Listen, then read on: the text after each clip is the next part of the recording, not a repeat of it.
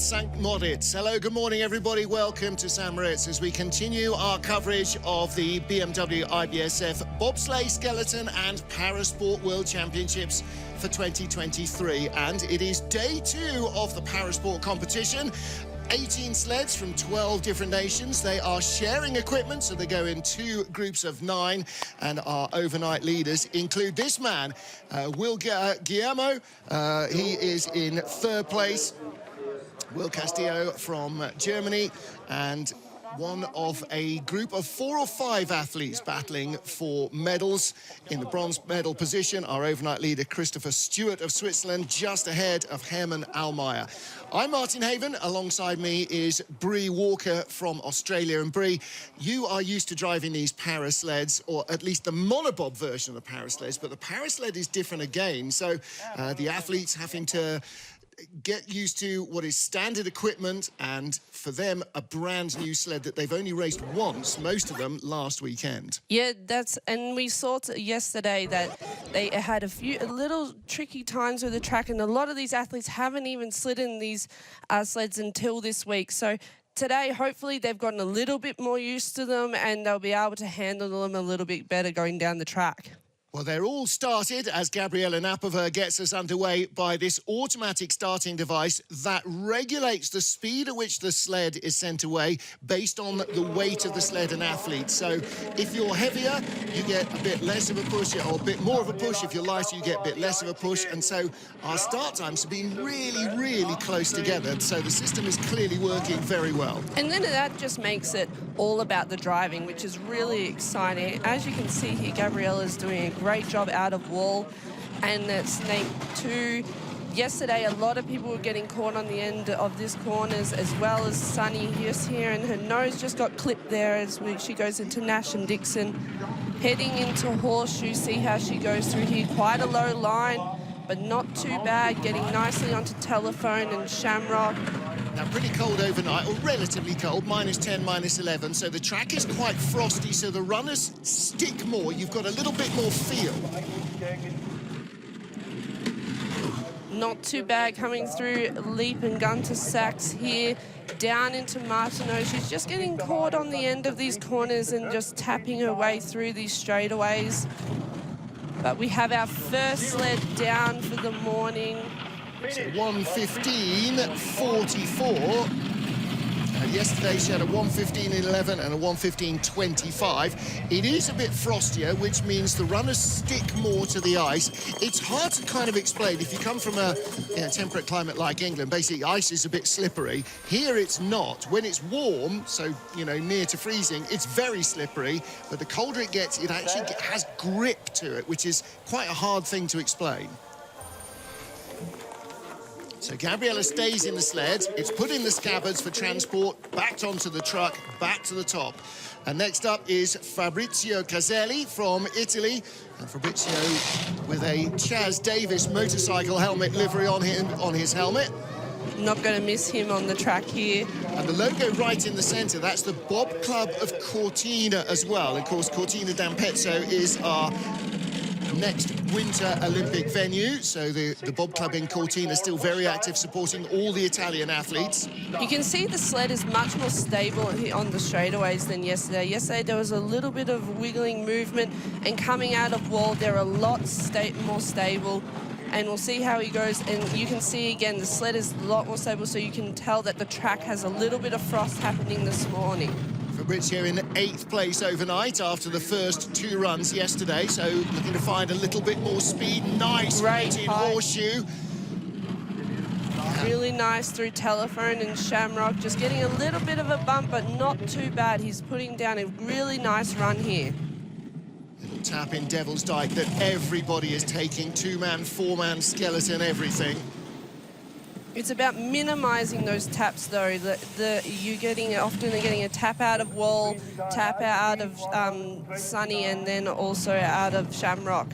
80.4 miles an hour at the bottom of the track. 1:13.74, and that is his second fastest run. First down yesterday, 1:14.06. Really good job there. I'm sure he's going to be happy with that start for today. Yeah, looked like he had plenty of control. Nice height in horseshoe as well, and when you drive it down hard off horseshoe and don't hit things, it really accelerates the sled. Really stable coming in. Oh, slight tap in there, but he didn't panic. He gets nice height at the sign there at horseshoe, and then just comes down with a lot of speed and going really nicely into telephone. So Fabrizio Caselli from Mugello is down. Next up, Mike Stevens from Johannesburg. Third season of sliding for him in these sleds. You can see a lot of athletes, they'll duck their heads at the start to try and get as low as possible to get the best aerodynamics and advantage they can get. 6:44, exactly the same start as Fabrizio Caselli. A nice, straight, true down these two straightaways. These are perhaps the most important part of the entire track, because if you give speed away there, you can almost never get it back. A little bit too hard there off the wall. Coming through the snakes, really nice early entry into Sunny, but he gets a little bit of a wave. Oh, and I thought he was going to miss the lip there, but he got the lip of the loose start there. Little skiddy yesterday. He was in 16th place overnight. Not too... Oi! Again, you spend probably a little over a second in horseshoe, and it decides the entire rest of the run for you. You don't have much time to think there. You really have to know where you are and know how you want to steer out with the amount of pressure you want to steer out with, because if you are thinking for more than just a millisecond, then you can have problems. Yeah. You've got to get on and get off, and the way you get onto the corner often dictates how you come off it. Michael Stevens, relatively inexperienced in this field, 1:14 at 94. Runs a non-profit organisation back in South Africa that provides education and equipment for disadvantaged kids. Has sent athletes to the last two Paralympic Games. Claimed medals in Rio and their first gold medals for his foundation in Tokyo. And you can see the sled there just dropping away as he was right at the apex. The runners just didn't quite have the grip that he needed. He had quite nice height coming over horseshoe. He just didn't steer it down. He just let the sled track around the corner too much, and he had to really steer it hard off, and he hit just before going into telephone. Experience is such a big part of this sport, no matter what you are in, whether it's in the monos, in the parabobs, in two-man, four-man, on skeleton. The more trips you do, Bree, the better you're able to judge the conditions and get a feel for it. And this man has done a lot of trips. He's been competing in the sport for quite some time, and so it would be very interesting to see how he goes today with the grippier ice. Yeah, Elvis Brand, you can see he's 1.94 m, so 6'4", 6'5", and he is a very tall athlete. You see how high he is sitting up in the sled compared to some. He is finding it a very tight squeeze. They've never raced these sleds before. Last weekend in Innsbruck, they had 2 races there. At least some of them did. Not everybody was there. So this is a learning experience still. Not too bad. He took quite a low line around horseshoe, but he's navigated the telephone and shamrock not too bad there. 12th place overnight for Elvis Brand. He's the silver medalist back in 2016's Worlds in Park City, Utah. He seems to be steering quite hard off those corners, missing the last part of the corner, so I just wonder if that's a tactic of his.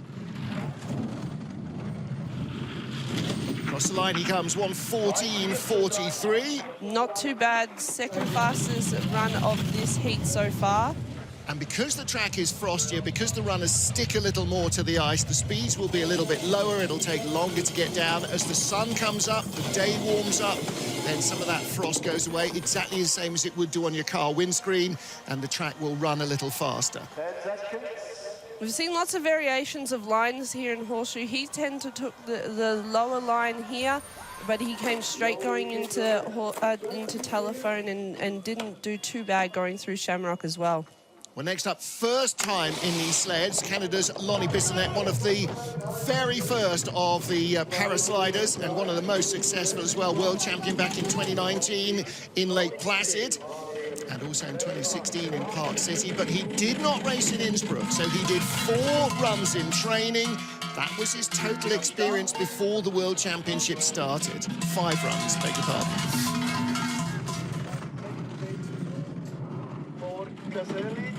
Not too bad, just a bit of a tap off a wall there. He was talking to me the other day and saying the runners on these new sleds are a lot thicker, and so it's a little bit different to control his. So maybe he's having a little bit of trouble handling the thicker runners. And especially yesterday with less grip than they might have hoped for, and certainly less than there was on the training days. You can just see he's getting a little bit of drifting coming off the corners, but now he's got the sled running straight. Really nice bottom section so far. Well, Lonnie in 5th place overnight, definitely in contention for the medals, and this is the first time he's ever driven these sleds. Everybody else with one whole weekend of extra experience over him. This is a nice looking run, and that's the experience again coming into play, isn't it? 1:13.83. Yeah, you have to be so adaptable when you are provided with new equipment. The more experience you have, the quicker you're going to be able to adapt to this equipment. Yeah. And I think Lonnie is doing a great job. You feel what the sled is telling you a little better. You can see from the logo on his helmet, and I love the motto there, safe-ish. That'll do. A former base jumper, and now a wheelchair base jumper. You can see the sled just going the nose away, just drifting up a little bit, but that's probably just he's not used to the control of the runners yet. Sebastian Westin of Sweden, one of the big characters in the sport, 31 years of age, dragged in by Dave Nichols, who has competed in the World Championships for Israel. 6:43 for him, and again, the start's very close for everybody. That's such a great system how the launcher is able to calibrate the weight of the athletes, so then that when they're launched off, all the start times are so similar. Yeah, we'll see a much greater variety of start times in the women's race this afternoon than we do in a para system. Oh, I thought he was going to miss the corner there of the loose stub, but just got him there. Nice and straight, heading into horseshoe. Not too bad, really nice line. Coming around telephone, just a bump after Shamrock, heading into Devil's Dyke. You've got Nameless here heading into Tree Corner, Bridge. Nice line coming off a bridge into Leap. And then Gunter Sachs down into Martineau. Beautiful straight line heading into Martineau. Top speed there. That's how you get the top speed. So he's coming from behind to just be behind Elvis Brand in 4th place at the line. There's Martin, his Danish coach on the right-hand side. Apparently I have to mention that. Swedish will like it. He's happy with that, isn't he? For sure, why not? The bottom part of that run was really nice, and he was rewarded with top speed there. Well, one weekend in these sleds, he said he's definitely not comfortable yet in the sled.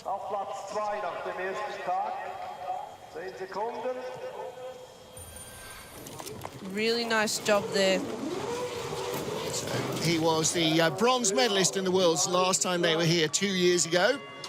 Next up is the man who lay 2nd overnight, Hermann Ellmauer. You can just see him saying, yeah, ready to go. He had a really nice second run yesterday that bumped him up into 2nd spot. So I'm sure he's hoping that he can continue those kind of runs today. And they are so neat and tidy out of the first corner. That's so critical to keep the speed alive. Sitting quite low here, eyes just over the cowling, heading into wall corner, nice and early there. Trying to keep the waves there as minimal as possible. Really lovely line off of wall. Very nice and quiet through the snakes, heading off of sunny, beautiful lines. Just doing as little as possible to nurse the sled along, not trying to wrestle it. Beautiful line in horseshoe, some of the best lines we've seen this morning. Yeah. There'll be an awful lot of competitors this afternoon in the women's bob that are having more trouble with the line. This is a really nice looking run again from Hermann Ellmauer. 1900s off the lead overnight, and the overnight leader comes up next. So they are sort of nose to tail in the starting order. They basically have the same ice. Best speed, really beautiful run here. He's laying down a clinic. It's really nice to see he's able to continue his run from yesterday. Yeah, and that's absolutely critical for the two of them. There's Hermann Ellmauer in the lead. Really nice run for him. 2018 Crystal Globe winner, former Austrian Paralympic basketball player. Really happy about that run, and why wouldn't you be? These lines were really great. Little bit of a skid off there, but not too bad. Nose is going into the corner, so he didn't have much trouble with any skidding or anything off of it. Hasn't claimed a World Championship medal so far, but I think that may be about to end. One run to go, and here is the overnight leader, Switzerland's Christopher Stewart. Chris was in very good form yesterday evening when we saw him at the dinner table, having a really good day one.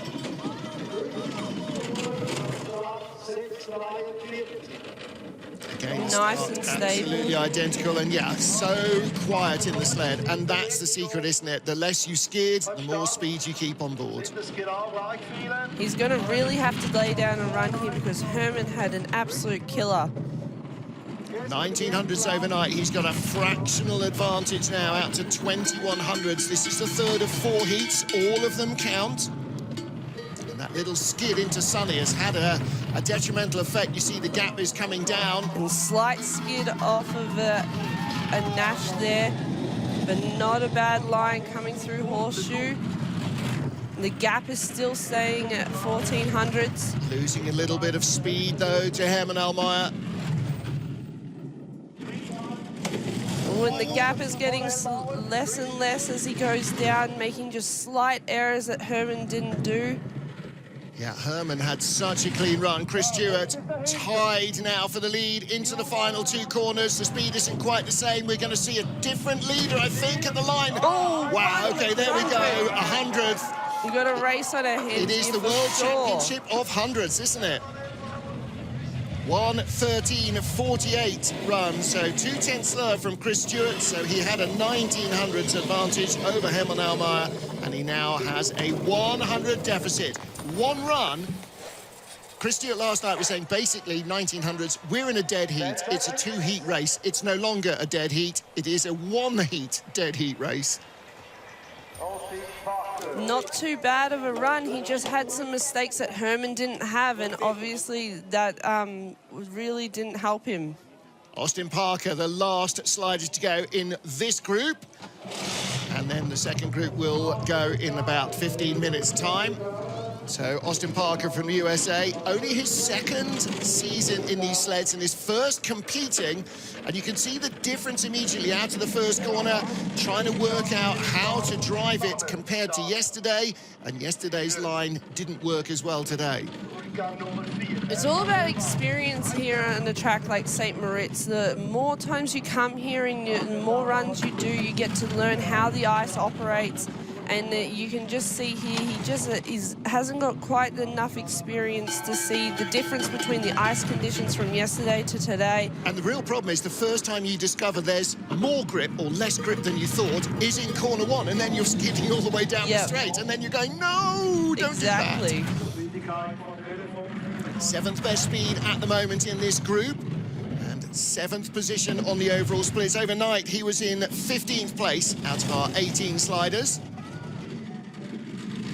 First time we've ever had Parasport in the same World Championships as the rest of the IBSF field, and a fantastic opportunity for everybody on both sides of the sport to compare and contrast and compare notes. 1:14.40, little rattly at the bottom. You can see there Brittany Reinbold and Brian Berghorn helping these guys and coaching them, and the Americans have had a great season so far. They've got 2 Americans sitting at the top of the overall ranking, and Austin has had a really good first World Championships here. You can see that he had a little bit of trouble coming down the track. Maybe it's a little bit grippier for him, and he's not quite used to that. But I'm sure the more times more trips he does down a track like St. Moritz, he's going to just get better and better. Well, he's only officially raced on 2 tracks in his career, Lake Placid and Innsbruck, 2 very different tracks. And then you come to St. Moritz, it's another whole different category of driving skills required as well. Lake Placid is busy, requires definite input. Well, there's Hermann Ellmauer and Chris Stewart. They're on the same camion together, sharing the terrifying ride back up to the top. Look, you can just see that the friendship rather than rivalry is absolutely 100% as strong in this sport as anything else. 100th between Hermann Ellmauer, our new leader, and Chris Stewart, the overnight leader. Lonnie Bissonnette currently lying in third place. And Lonnie, the most decorated of all the Parasport sliders, is definitely in that medal mix. He's in there with guys like Corie Mapp from yesterday. Who else was there? Arturs Klots and maybe Jonas Frei as well, was only a few hundreds away. But they're all battling Will Castillo of the USA, who was in third place overnight. Well, over the Dracula Club, you can see the beautiful sunny pistes that surround us here in St-Moritz, way up over the tree line, above 2,000 meters. Everybody out on their skis. What a great day for it. And our athletes now getting ready for our second group as the sleds go back up. They're handed over to the guys and girls that they're shared with. And so everybody now getting ready for our second group for their first run of the morning.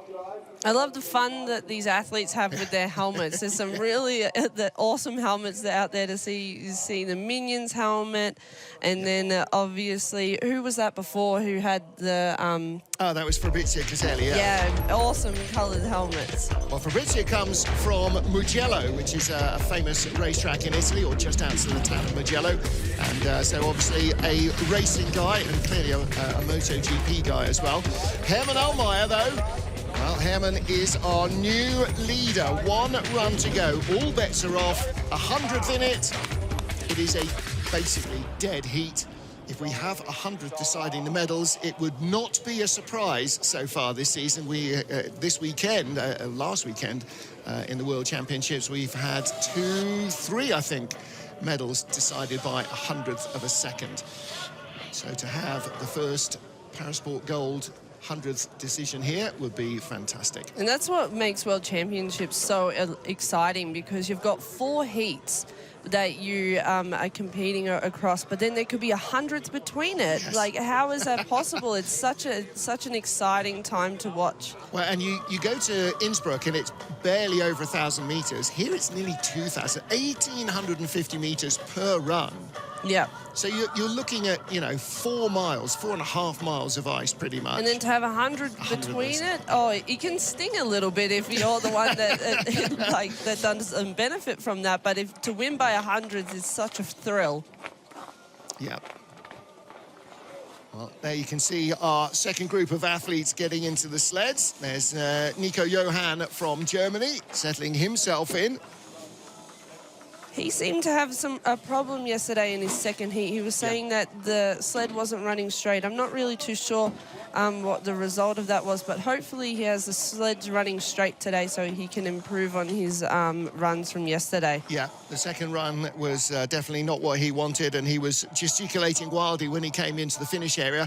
And to show you what a difference it made, he was 5th fastest in the first heat, only 17th out of 18 in the second heat. And basically he was saying that something had slipped in the steering mechanism, and so he was basically having to turn hard right just to keep it going straight. And you can see that from his run. His run wasn't like his first one at all. So it's interesting. It would be interesting to see what actually came from that. But hopefully he can put that all behind him today and focus on the next 2 runs. No, he definitely did. Within 5 minutes of the finish, he'd say, "Okay, right, it's what it is. Let's go and do it again." So, he will be ready for this second run for sure. You see the athletes there strapping themselves in. Now, it's only actually in these Parasport sleds that athletes are strapped in. Everybody sort of imagines that in a bobsleigh you probably have a proper seat and a seatbelt and everything. You don't have a proper seat or a seatbelt, but the para athletes do. And there's lots of things that are completely different to when I slide in a monobob, for example. All the weight is exactly the same with these monobobs. So everyone weighs close to 100 kilos. Then you also have the steering mechanism. I can change my steering to suit it to my driving style, but because the athletes are changing sleds, they can't change their steering to suit them, so it's all exactly the same. And it's just, and then the things that they can change is obviously their foot pegs, but there's not really a lot of variation that they can have between the sleds. So it's all just about the driving, which is fantastic. And actually, Chris Stewart was saying this last night. He said, I can't wait to see how athletes like you and Kaylee and, you know, who are used to the monos, because now you're not going to be able to sit far back like has become the case. Yep. You're going to have to sit right up at the front by the cowl, and so the driving position is going to feel different, and the way that the sled handles is going to feel different as well. So it's again, it's going to be that learning process, isn't it? In the Omega race on Sunday evening, there's going to be 4 parasliders, 4 female sliders, and 4 male sliders. And that's going to be very different because you're going to get 1 trip in practice and then it's a 1 heat race. So. And I think the men athletes are saying, oh, you women have advantage. And I'm like, we don't have as big of an advantage as what you think, because we adjust our steering to how we like. We have the runners that we like to slide on, but these runners are probably a lot thinner than what we're used to driving. Yep. The steering is going to be completely different to what we're used to, and we're sitting in different positions, and it's just not your sled, you know what I mean? It's like, that's the thing, that you get in your sled and you've adjusted all the padding and the seats to how you like it, but these are completely different. So I don't think we're going to have as much advantage as what the other athletes think. That's Bree talking herself into a medal. It is going to be fascinating because, you know, it's what everybody wants to see. You know, you want to see the Formula One drivers in somebody else's car and see what they make of something that's not as tailored to them as their own team. You know, you want to see athletes out of their comfort zone and just see who can bust it the best, and that's really what it's about, isn't it? It's that, and again, you know, the depth of experience of somebody like Kaylee or Francesco Frigic. You throw them in the deep end, they're as likely to swim as anyone else. So yeah, exactly. It's about really who can adapt the fastest, and you were going to have one run to be able to see what these sleds are like, how they operate. And especially for me anyways, I didn't slide on afternoon ice. I only slid on morning ice, and so that's going to be very interesting for myself to see. So yeah, it's going to be a thrilling race. You definitely don't want to miss it. Yeah, that'll be rounding out the entire week, 2 weekends of action here in St-Moritz in the World Championships. So just saw Nico Johann getting his helmet on. His coach there holding the glasses. I'm assuming Nico is going to put them back on to drive. Maybe he thinks, well, with the steering the way it was, actually not being able to see where I'm going is not a bad thing. But there we go. So we will get our second group of athletes going. Still about another 10 minutes, and as you can see, everybody getting into their sleds and just making adjustments. And the team from the IBSF that go round with the athletes and the sleds, they prep the sleds, they fix anything that gets broken, they help the athletes, you know, with the chairs and so on. But they also adjust, so when the guys and the girls get into the sleds, then all the seating position, you can hear a little rattler there, adjusting everything back up. So it is as tailor-made to fit the athlete as possible. Yeah, they do. They are such a well-oiled machine, the Latvian team up there, helping the different athletes. But then also the athletes have their own coaches who help them and with their driving lines. But the fantastic thing is that the para-athletes, being that they are part of this World Championships, they can also reap the benefits of working with the other coaches who are helping with the 2-man and the 4-man athletes. And so it's fantastic to see people like Manuel Mahara helping the Italian sliders. You've got Brian Berghorn helping. He's been working with the youthies for the US, but he's here helping with the para athletes as well. You got Graham Richardson, he's helping Corie Mapp with driving lines as well. So it's so fantastic to see that because they are here with us, they're then competing alongside us, that all the coaches are coming out and supporting them as well. And hopefully once they all wake up, we'll see a lot more of our bobsledders who'll be competing in 4-man later on this weekend. And in the women's competition, I know that a few guys are planning to come down and watch the final heat and see how it all happens. So good to see a bunch of Canadians out yesterday. The Czech team were out as well. So the athletes getting themselves into the sleds, and that's another different part of the sled compared to mono sled. Is it's got kind of a raised platform at the back to allow the athletes to slide themselves into the seat, which is not part of the women's mono experience. And again, you can see the athletes quite a long way forward up to the cowl of the sled. And that affects the weight balance a little bit as well. Everybody's been trying to work out how to stop the back skidding on a mono sled. You don't have the weight of the extra athletes in the back, and so the rear runners tend to be a little bit more wayward. So I wonder if it's a little bit more of an advantage if you weighed under 100 kilos and you would put weight in the back of this sled, if it would be a little bit more planted, because certainly for us, like you having your weight or your body weight further to the back means that the sled is much more stable. But if you're weighing 100 kilos, then you don't have any extra weight to be able to put in the back there. Yeah, that's true enough, I guess. Just saw Corie Mapp from Great Britain. Corie, in the overnight standings, was lying in 4th place, 300ths out of the medals, behind Will Castillo of the USA. And behind Corie by another 700ths was Lonnie Bissonnette, and behind Lonnie by 100th was Arturs Klots. Now, there's a great view. We talk about the D-rings all the time because that's how you steer these things. They're 2 little metal rings, and attached to each one is a set of cables. If you pull right, it steers right. If you pull left, it steers left. And the reason they're hanging there in the middle is that you've got bungee straps from the top of the cowl and from the floor to hold them in position. And particularly important when you are running and jumping into the sled, that you don't have to fumble around on the floor to find your steering mechanism. Definitely, and on a track like this where that first kink comes so early after the grooves end, you want to be able to get in as quickly as possible and load, and to get your hands on the left D-ring especially, so you can get around that first corner without any problems. And that can be harder if you're running in and jumping. You want to run as far as you can to get as much velocity into the sled as possible. But then if you're running too far and you don't get into the sled and your hands on the D-ring as possible, you can have problems which can kill your speed. Definitely. But these guys don't really have that problem because they're obviously sitting in at the start, and they have a long time to be able to adjust the sled, or a lot longer than if you were running in and loading.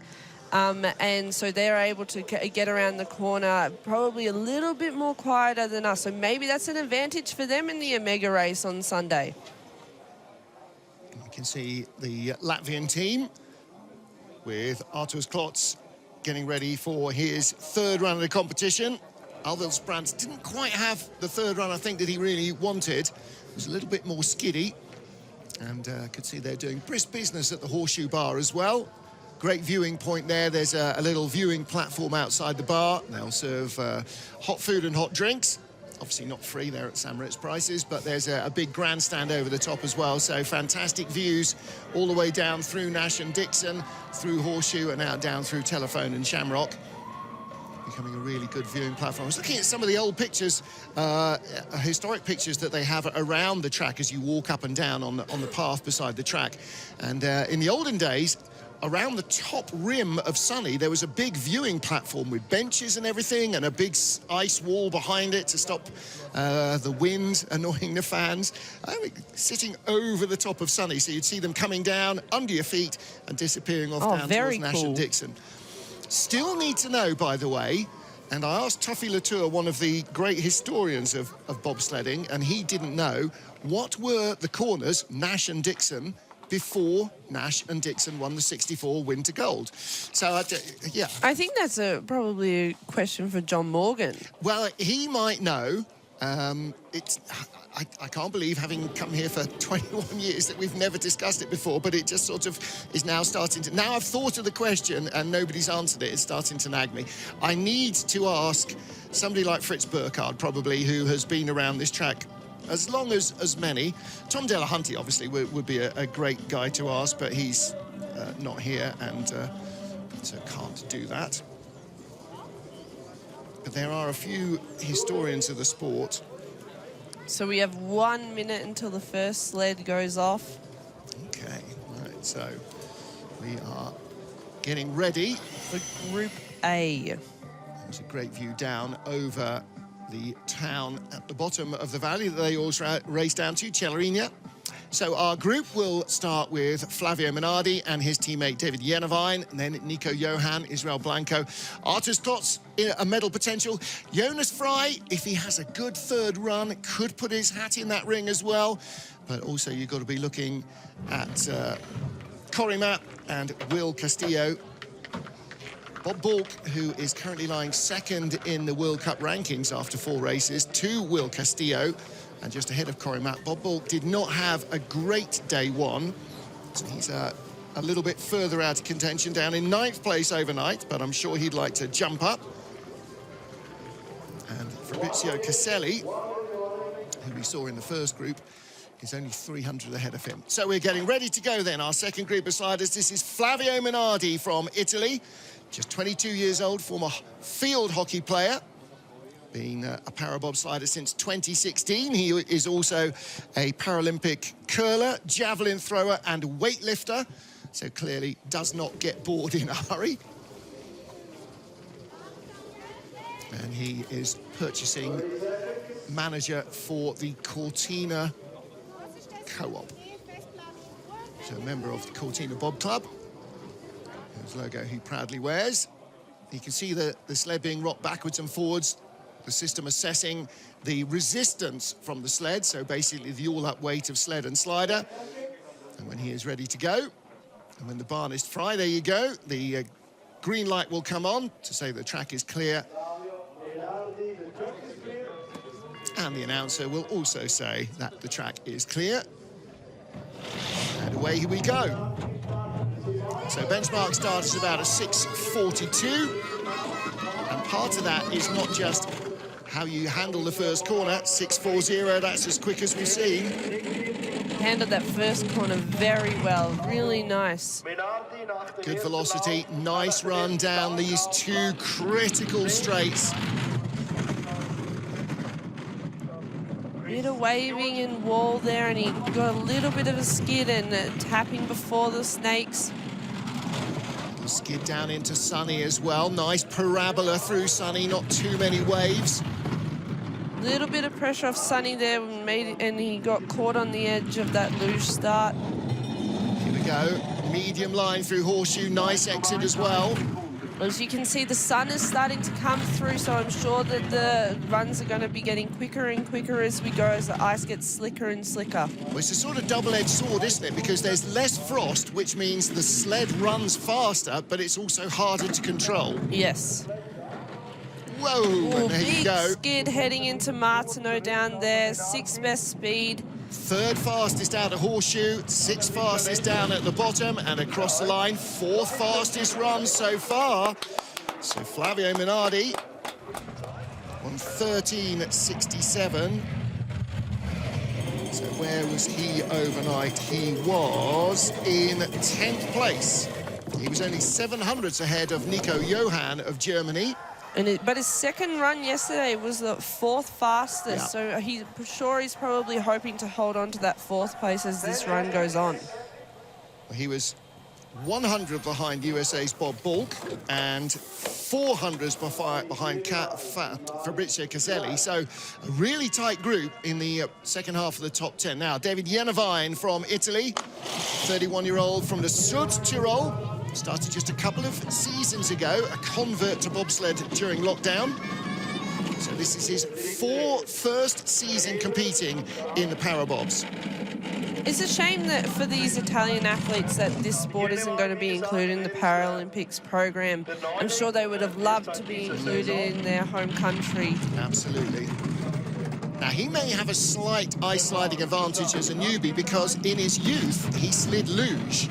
So he has probably already got that kind of basic knowledge of how things work, and that's why he's advancing quite quickly in his first season. Certainly. You often find that the luge athletes who transfer over into bobsleigh have a bit of an advantage because they're familiar with the pressures of each track, and they can pick up bobsleigh quite quickly. And also, they start so much younger. When we go to Innsbruck, you'll often see 3- and 4-year-old kids doing starting luge runs, and you can't drive a bobsled legally until you're 16. So you also see it in Segulda too. Yeah. You see all the little youthies running around up the side of the track.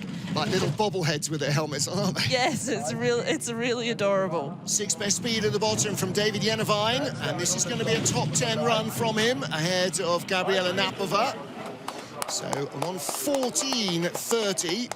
Again, first season of competing officially in IBSF events for David Jenevine from the Südtirol. Favourite track is La Plan.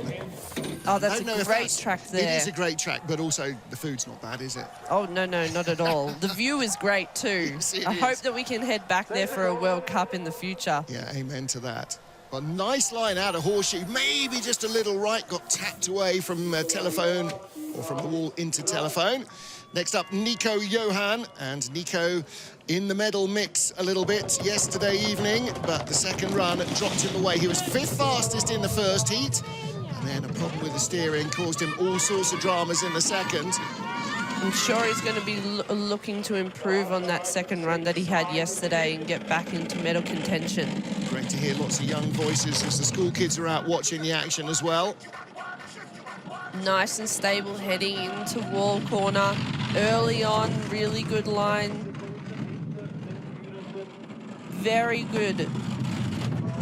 Fastest slider down in the final training session, so he was very much looking forward to this race. Second heat is going to be one that he's going to regret, I'm afraid. Not through really any fault of his own. Nice straight line heading into Horseshoe. Beautiful height there, really nice. 6th best at the moment, 4th best speed. This is going to drag him back up the order, isn't it? Certainly, he's really laying down a run here. I think he would have been a medal contender, barring that issue with the sled on the second heat. Nice run. 5th best speed for Nico Johann. Maybe a little skiddy as he came out of the forest into the fast 4 right-handers. Where's he going to be at the line? 6th place. 3rd best run time for this heat, so he really improved on his second run yesterday. 300s behind Fabrizio Caselli of Italy. But that's the thing with World Championship competition. You got 4 heats, so you can't get too down on the day before. You have to put it behind you and focus on what's ahead of you. And I think that Nico did a really good job of doing that last night. Leaving it in the past is the easiest thing to say in sport and probably the hardest to do, I reckon. Yep, you've said it right there. Spain's Israel Blanco is next up. And, yeah, fans of all ages will recognise the yellow face on the helmet. I'm sure the school kids on the side are going to love that as he goes past them. Hey, kids of all ages. So 6:41 at the start, same as we just saw for Nico Johann. Really quiet in the straights here, nudging the sled away from that left wall, heading into wall corner nice and early on. Very minimal waves and really nice exit there, really beautiful. Again, Israel Blanco has been competing in Parabob for a long while, started back in 2015, one of the original group of athletes who took up the sport in its infancy. Really good lines here. 8th best run so far. Doing a fantastic job here so far. Little bit of skidding, but not much tapping on the walls. That's the problem with these monos. As soon as you start tapping walls, you just like a ping pong ball and you just go from side to side, and he's doing a great job trying to keep the sled off the walls. Nice speed down at the bottom, still a top 6 speed, top 6 run. And this will bring him up into 8th place in our overall rankings. Oh, 7th place. Really good job. Yeah, he looks pretty happy with that. They're very understated about their emotions, some of these sliders, aren't they? Same as everybody else. Sure. They just seem like they're having a great time out here. If you can't have a great time here, it's time to think about a different sport, I think.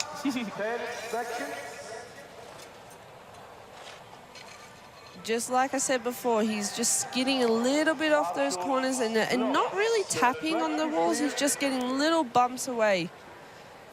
Well, in 14th place overnight with the 9th fastest run in the first heat, 15th in the second. Here's Arturs Klots in the medal mix. Arturs was in 6th position overnight. Our European champion from last week in Eagles, very experienced slider, so I'm sure he's going to be wanting to move up and really give a good hard crack for the medals. Two-time world champion as well here in 2017, Lillehammer in 2018. Nice exit off of the wall there, heading into the snakes. Really doing beautiful lines so far. Really nice off of Sunny into Nash and Dixon. Little bit of a tap going off Nash there, nice and straight into Horseshoe. One of the very first parasliders. He's been sliding now for a dozen seasons, so he's got so much experience. And you can see that with these lines, he's doing a really great job. Second best speed. Really good lines off here, nice and straight, getting sucked back into the corners, exactly what you want here. Well, this is the battle with Lonnie Bissonnette, with Corie Mapp, with Will Castillo. This is the battle for the bronze medal at the moment, 1:13.34. And he's put himself right in the mix there with that run. So that he's was really jumped great. ahead of Lonnie Bissonnette, who he trailed overnight by 100th of a second is that number again. And he's put himself a 10th clear, but Lonnie had frostier, slower ice. Really nice line here. You can see in his eyes, he's just looking for that exit and trying to squeeze his way through and heading into telephone. So fastest run so far is Hermann Ellmauer, our new leader, 1:13.28. We've just seen the second fastest from Arturs Klots. Now then, what about our Swiss representative, Jonas Frei, our second Swiss slider. Double world champion. He won here 2 years ago, 2021. He won in Lillehammer in 2022. He was not in the overnight mix for the gold. He was just maybe in with a shot at a bronze if he has two superb runs, but a huge skid there as he comes off wall. Off of Snake 2, just another skid there. Oh, and he got caught on the corner there, and just out of Nash as well, tapping that wall. You really have to be so quiet at that top section because it's actually quite flat there. Speed is low, grip is low, and mistakes are very costly. And Jonas is just not having a World Championship winning weekend here. Third best speed, still knows how to get down here. Just tapping, like I said before, as soon as these monos, you start hitting the walls, you're just going back and forth, and it's really hard to get back online. Fastest of all at the bottom, 81.2 miles an hour. He's 5th place at the moment, but still, we've got Corie Mapp and Will Castillo, and maybe Balk as well, who was a challenger to Jonas. As the track gets quicker, these guys will go in the next group as well. Coming really hard off of Sunny. They're getting a lot of pressure, which means that the nose is pointing left, and he just got caught on that luge start wall. So Jonas Frei currently in 5th place. He had 8th and 9th fastest runs yesterday. So Corie Mapp getting plenty of support at the start. Another great helmet there, the Superman helmet. Corie brought into the sport as part of his rehabilitation in Headley Court in the UK after being injured in Afghanistan. A member of a household cavalry. And Corie has been, again, one of the long-time sliders in the Parabobs. Yeah, I met Corie all the way back in 2016 in Calgary. He was actually being coached by Sarah Monk there. Spoke to her this morning. She wishes she could be here, so shout out to Sarah. I'm sure she's watching these guys. She's been supporting them for such a long time. Yeah, there's been a lot of coaches, a lot of people involved in this. Low line from Corie. Very takes a low little hit line there as well. Half a second off the lead, but only the 10th best speed.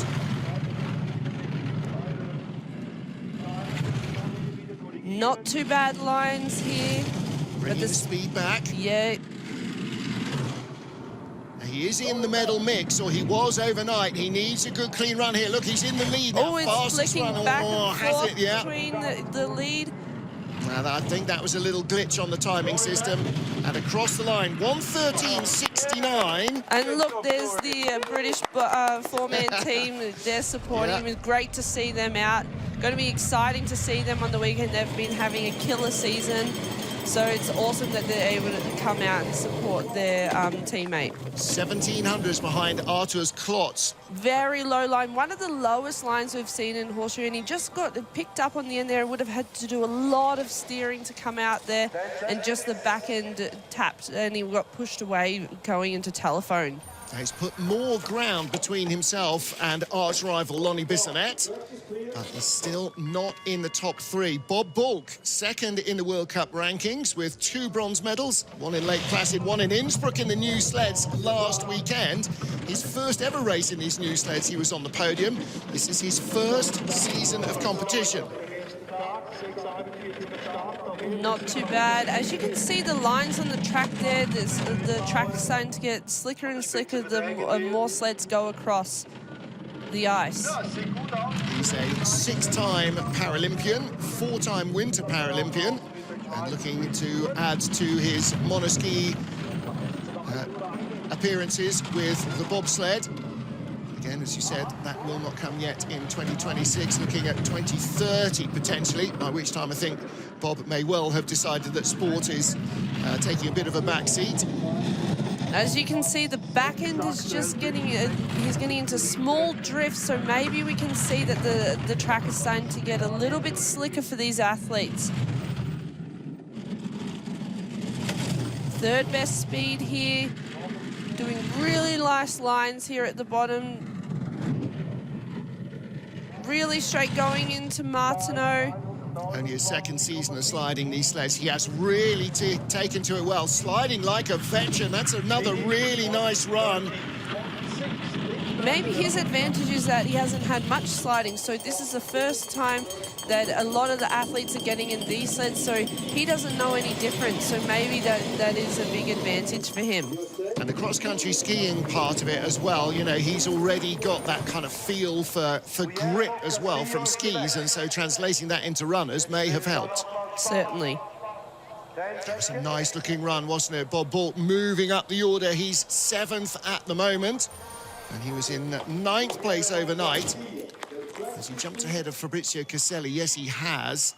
Now then, Will Castillo, our World Cup points leader, winner in Lake Placid with a silver medal in the second race, winner in Innsbruck with a 4th place in the second race.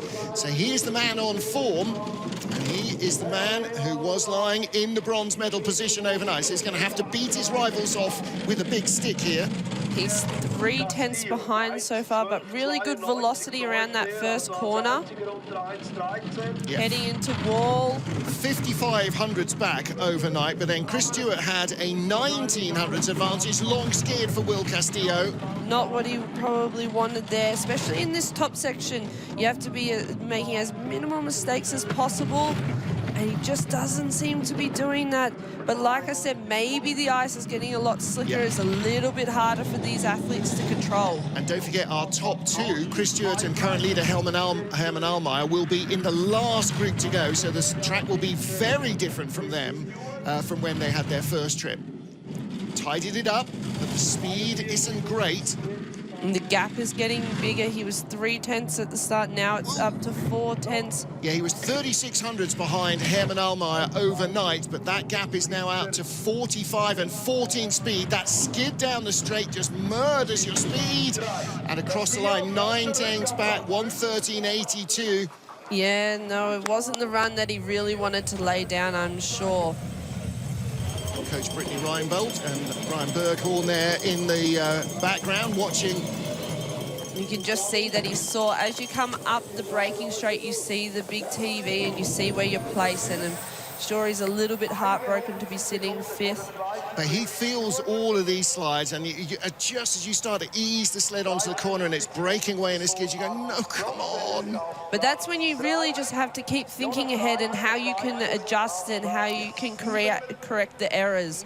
But it can be hard for athletes to do that, especially if you know you're making mistakes. You really just have to put it behind you and focus on what's ahead of you. But that comes with years of experience. Well, the second day of action in our Parasports World Championships, we're expecting the order to get mixed up a bit, and it has been.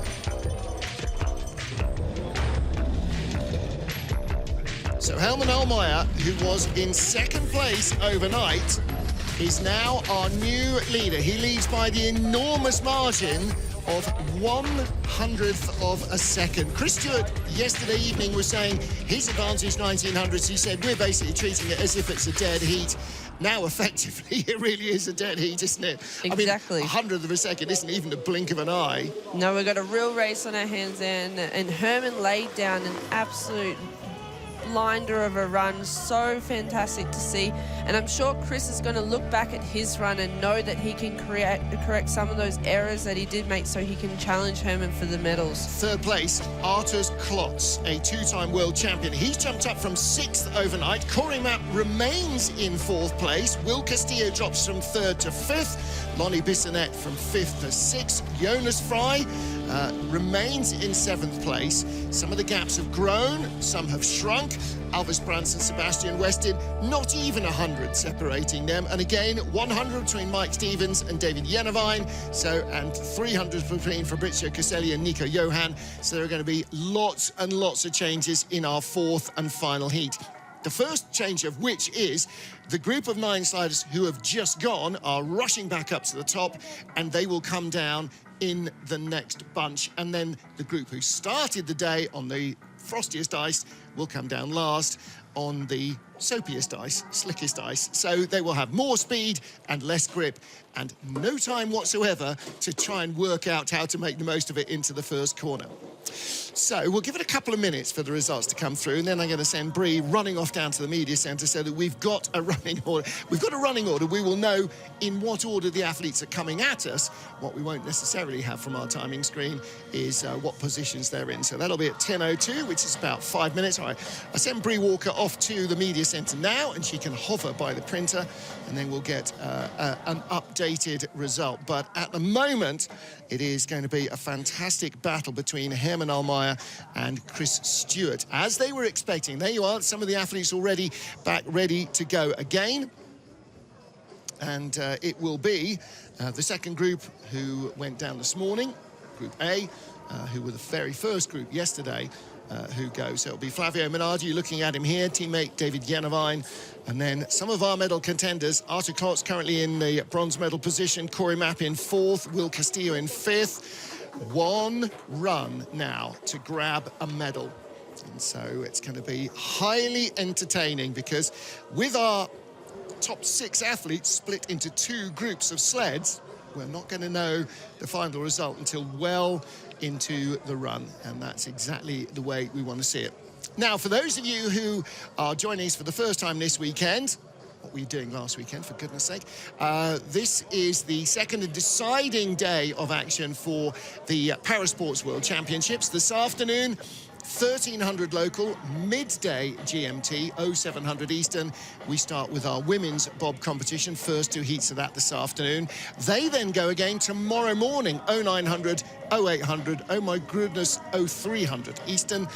So the women will be competing this afternoon and tomorrow morning, and then 1300 Saturday afternoon. Tomorrow, it will be the 4-man bobsleigh that gets underway. The Königsklasse, the blue ribbon event, that'll be 1300 local, 1200 GMT, both Saturday and Sunday for our 4-man bobsleigh competition. And at the end of all of the official World Championship action is the Omega Invitation race. In these sleds that you're looking at here, 4 male athletes, 4 female athletes and 4 para-athletes will go at it. They will have 1 training run, and then there will be a single run race. Winner gets an Omega watch, and the undoubted, I was going to say admiration, but grudging admiration of their rivals. It's going to be really interesting to see who adapts best to the sleds among the able-bodied athletes who have not really driven them. All the men, you know, Justin Cripps, Hansi Lochner, Francesco Friedrich, they're all saying, yeah, well, the girls got an advantage. They've raced Monobob. And Katie Humphries, and as you heard as well from Bree Walker, no, not so much, because these are not the same.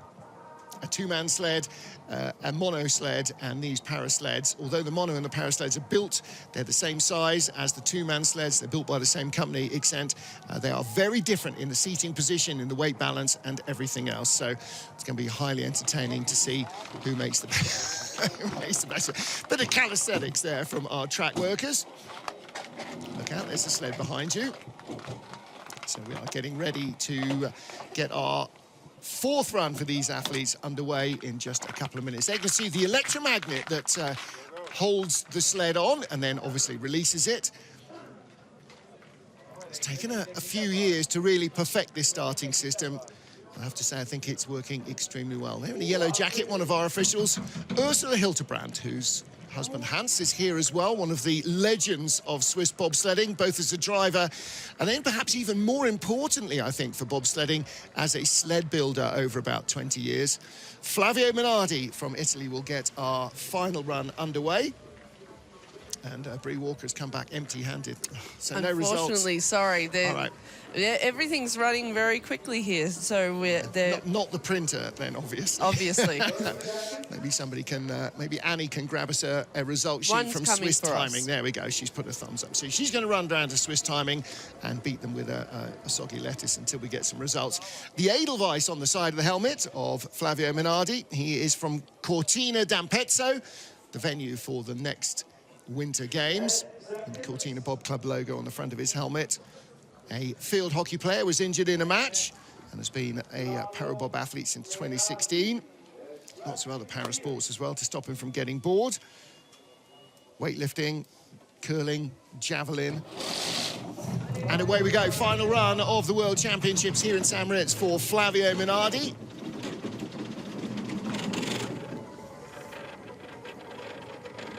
So 6:38, he had a 6:40 in the first heat, so we can see the track is running a little quicker now, even than it was 20 or so minutes ago when he was having his first run of the day. Nice straight run down the order. Martin Haven and Bree Walker watching the final run of the Parasport World Championships with you, and that's exactly what he didn't need on this run. Skids all the way down to Snake. You can see that the sleds are have a little less grip on the track and a little less control for these athletes. Gathering up down towards Horseshoe, the rears up in front of you.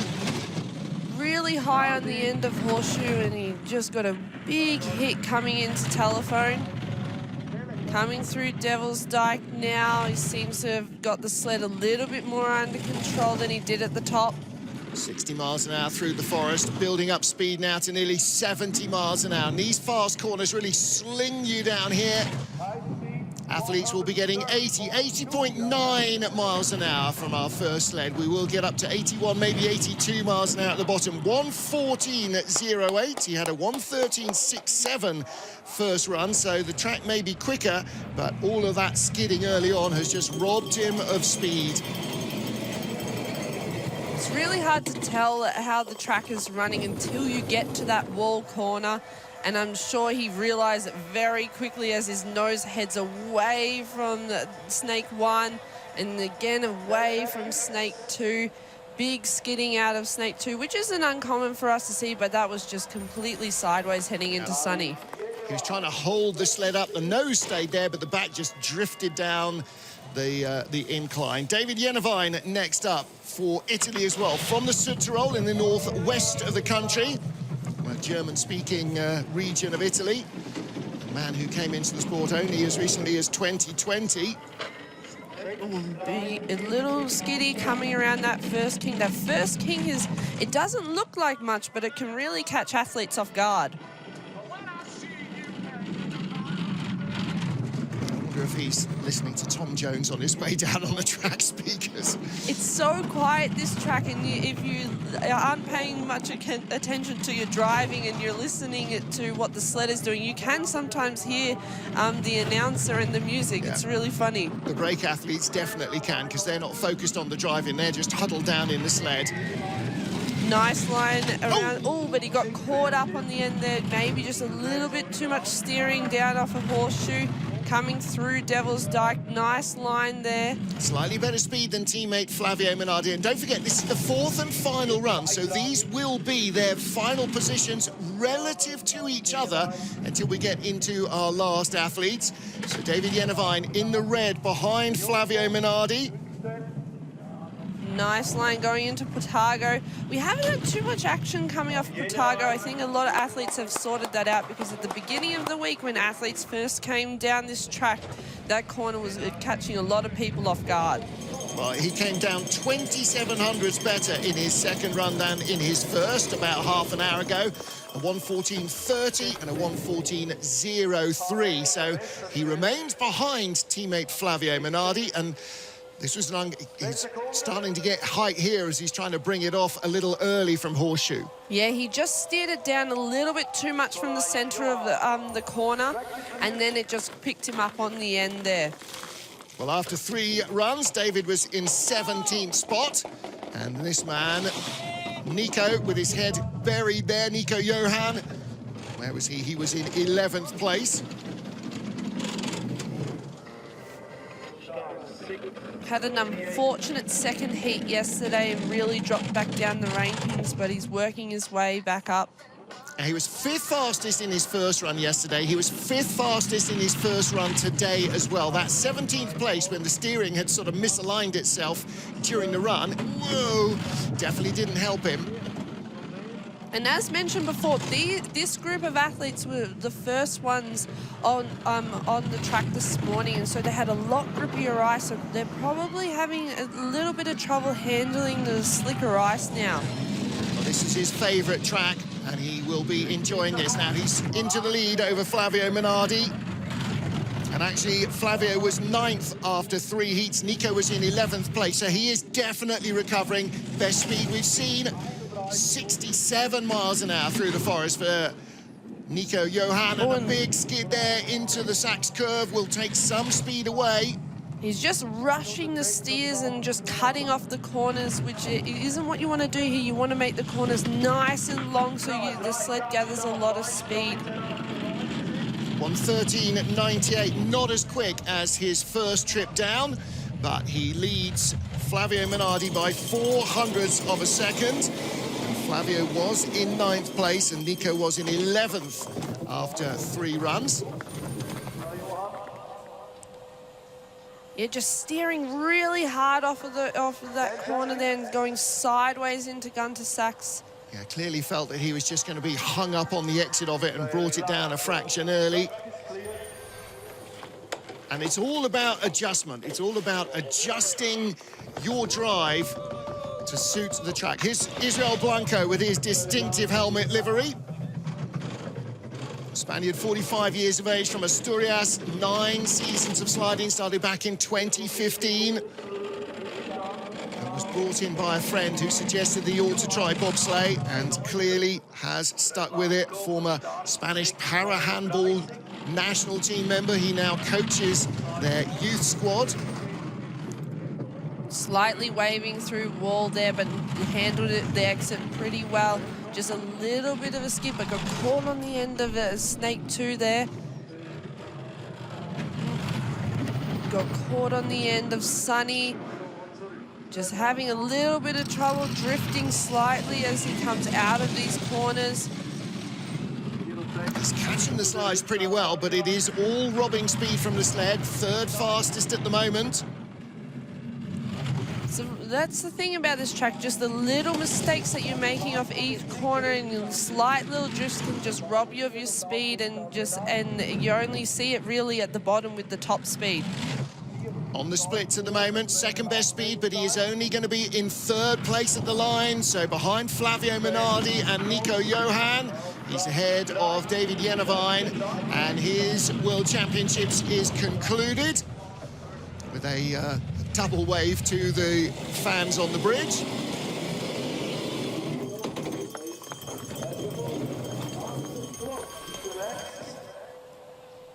This sunny corner exit has been really tricky for some athletes there.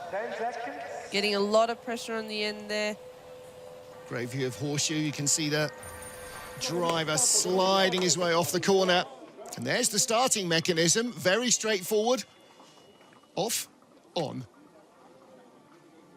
And everything else is sorted out by the electronics in the system.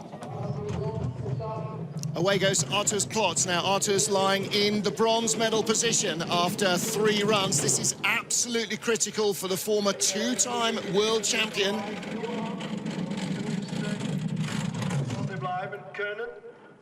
Be wanting to secure that bronze medal position with this run here.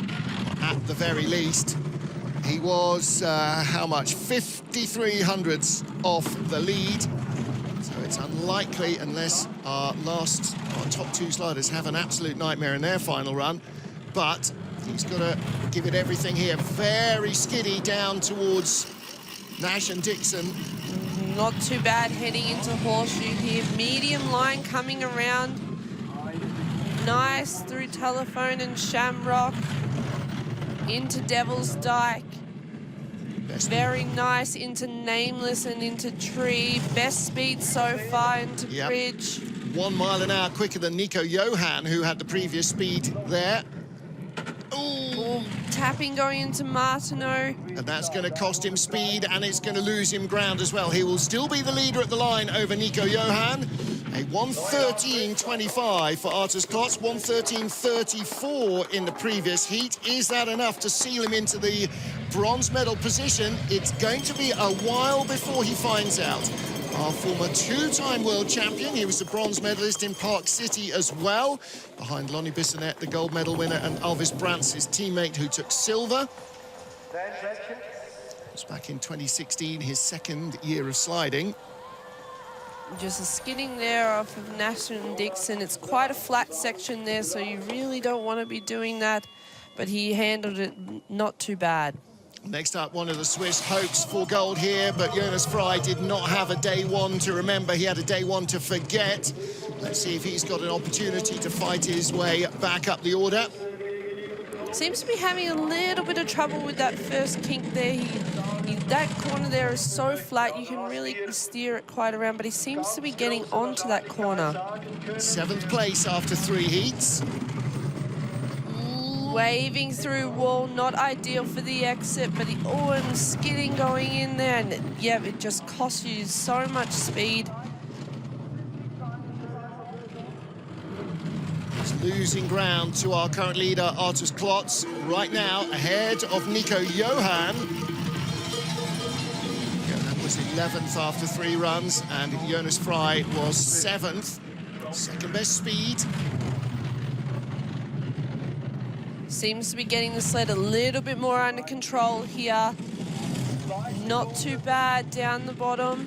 1700s out of the top 6 after 3 runs. He's challenging Lonnie Bissonnette of Canada, the veteran slider. 3rd best speed, 80.8 miles an hour. Only a fraction off the fastest at the bottom. 1:13.80. He had a 1:13.74 in the first of our runs today, or the first of his runs today. So Israel Blanco, they're busy finding a warm jacket. And Arturs Klots is our current race leader.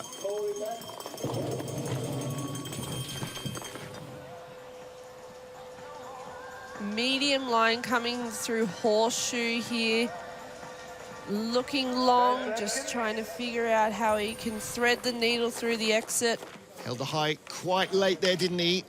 Next up is Corie Mapp from Great Britain. And the boys there supporting Corie. Yep. Great to see the crew. Look at them, great to see that they're out there supporting their countrymen. Again, one of the real veterans, European champion back in 2020 in Overhof. He's been a World Championship medalist as well. He knows how to get the job done, so I'm hoping that Corie is going to be able to improve on his 3 heats. So 6:38, a fraction tidier and faster at the start than he was before. Now, Arturs Klots moved up into 3rd place with his 3rd run, and his advantage over Corie was 0.17 of a second. You can see it's out now to 4/10. So Corie Mapp losing ground on that 3rd place battle. Really low line again through there, just getting hooked up on the exit. Really not feeling the sled here the way he would like. 7th best speed. Yeah, I'm afraid he's going to tumble down the order. This might be a struggle to stay in the top half dozen.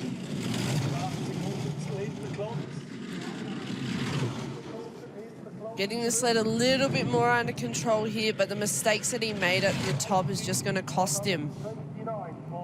He's won a World Cup Globe every season since Parabob started. One of the real original sliders. 1:14.05. That went all the wrong way, I'm afraid, for Corie Mapp. 1:13.69 in the 1st heat.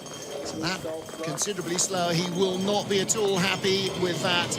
That, I think, takes him out of medal contention. He's in 2nd place at the moment with 7 of our 18 sleds down. Really low line, and you can see the sled rising on the end there, and he has to work really hard to get down, and his back end just gets pushed away, heading into telephone, which makes that section really difficult to drive. He's a PCSO for Wiltshire Police, looking to become a full PC later on in the summer. Next up for the USA, Bob Balk, 56 years old, only his 2nd year of sliding. 6-time Paralympian. He's a 4-time Winter Para Games competitor in cross-country ski. 6:37.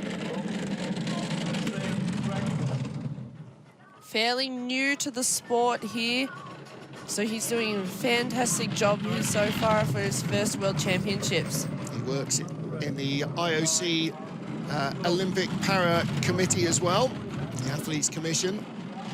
Has 16-year-old triplets back home learning to drive. I think one kid taking their driving license is stress enough for a father. Let alone 3. Yeah, 4th best at the start, 3rd on the splits now, ahead of Jonas Frei. Just getting hooked up on the end here, and the back end is just skidding out a little bit, and that's why the back bumper is just hitting those walls, but seems to have got the sled more under control now as he heads into this bottom section. He's trying to keep the sled away from the walls. It doesn't seem to be doing it as well as he did in the first run. No, 6th best speed. He was 300s behind Jonas Frei after 3 heats. He had got ahead of him and drops behind him by a further 300s. Now, there's your current leader, Arturs Klots, in the leader's box. Brittany Reinbolt in the shades, coaching the US Para sliders. It's great to see that she's still involved in the sport. She's so experienced and she's been around for such a long time. One of the first athletes I met when I started the sport, and she's just so lovely. So it's great to see that she's out here supporting these athletes. Qualified pilot and flying instructor as well, so yeah, taking to coaching. She stays involved in the sport and uses all of that instructor knowledge as well. So Bob Balk, good run for him, just dropped a fraction behind his rival Jonas Frei. Now, what about Will Castillo? In the medals overnight, Will slipped out to 5th place, but he's only 1/1700ths out of the medals. His target is Arturs Klots, and he needs to beat the Latvian on this run to stand a chance of taking a medal. A last runner for this group here.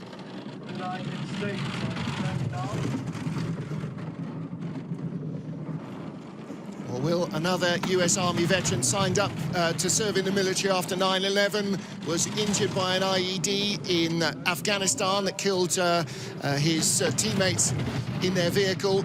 A Purple Heart and US Army bronze medal veteran. Medium line heading through Horseshoe.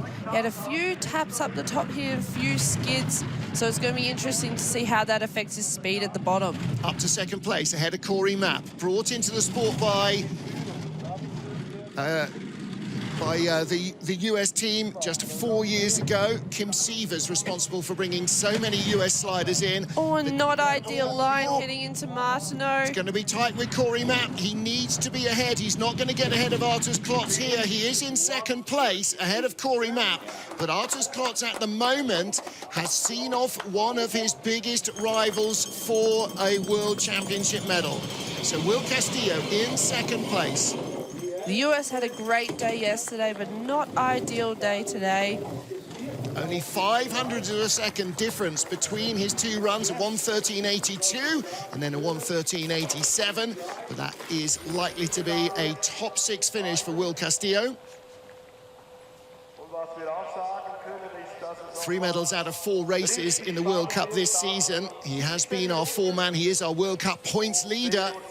But the new sled just proving a little tricky to master here.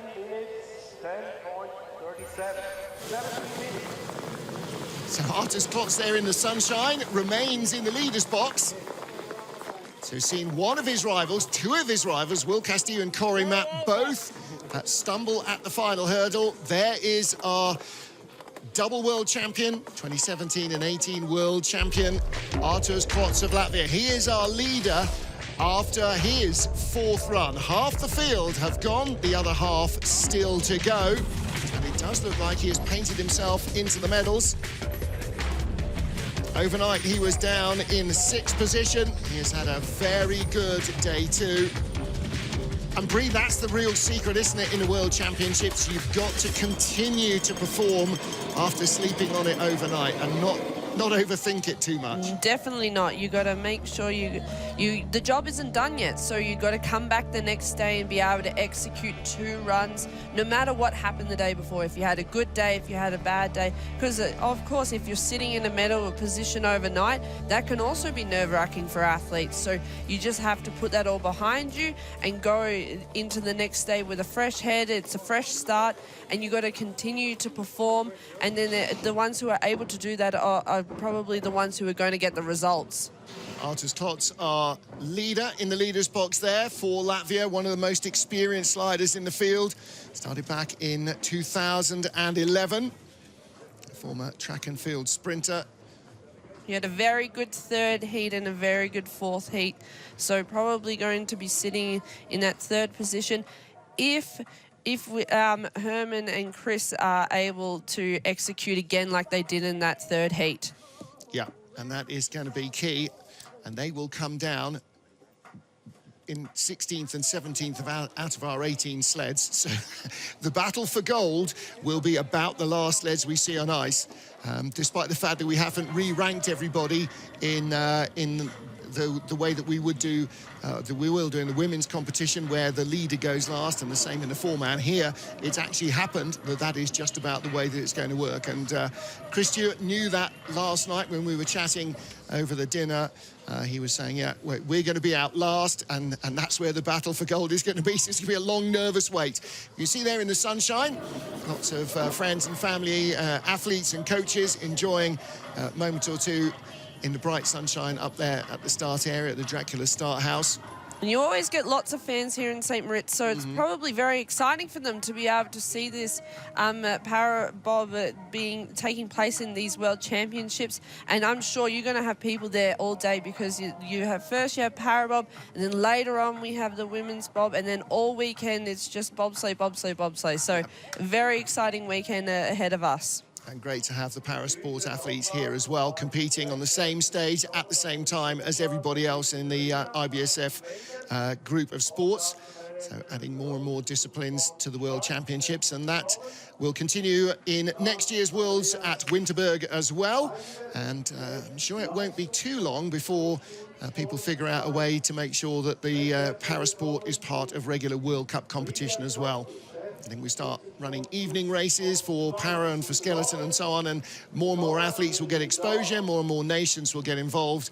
And as happened with skeleton, once it was nailed on for Salt Lake City in 2002, suddenly there was an explosion of athletes coming into the sport, and I'm absolutely certain that will happen as well if the if Parabob gets the Olympic nod, then that will open it up to a whole lot more athletes, a whole lot more federations. They'll start to really take notice of it. Certainly, that's what happened with the Monobob. As soon as Monobob was introduced into the Olympic program, you had all these nations coming back into the sport. You had France coming back into the sport, Italy coming back into the sport. There was even a Latvian, women's Latvian team there for a little while. Yep. You just had all these nations returning or introducing into the sport. Netherlands was another one. And it just went from strength to strength, and the fields that were dwindling away to like 10 sleds, 13 sleds, all of a sudden, boom, went out to 20, and it was fantastic to see so many nations getting involved. And it's kind of chicken and egg, because you need people to be involved for the IOC to say, okay, yes, it's got enough traction for it to be an Olympic sport, but if you make it an Olympic sport, you guarantee it's going to get that traction. For sure. So, yeah. It's hard to try and force it when you don't see, or federations don't see, that there's going to be an Olympic result out of it, because of course that has such a big impact on how they provide funding and the prestige it will have and the recognition it will have at home, in the media, on TV and everything else. So yeah. But I think right at the moment, we're on the tipping point with this, aren't we? And you're right. You know, Mono was like that 4 years ago, kind of just getting to the stage where it's got enough traction that it will be started to be really considered seriously. So. And I think Monobob is a really good example for the IOC to see that Parabob will probably have the same results. You know, if it becomes part of the Paralympic movement, I'm sure then that more nations will come in.